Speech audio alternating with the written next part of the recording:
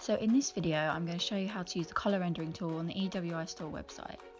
Once you've clicked this link at the top of the website, you should come to a page with free house options. I'm going to use the classical house as an example. Now you should see over 600 colours and shades to choose from. For each type of house, there are different areas you can select a colour.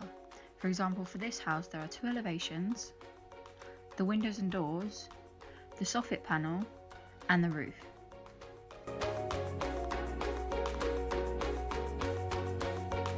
Now that's not the most appealing combination of colours, but it shows how you can virtually pick any colour for any part of the house. We also know that houses are all different, so we have other options to try. As you see on this modern house, there is an extra option for wooden elements.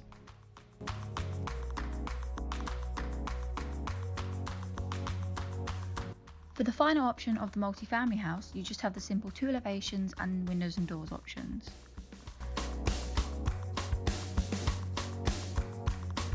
Once you've selected your colour, you can actually see your colour code here on the left. And it's as simple as that. Just go to the EWI Store website and try it yourself.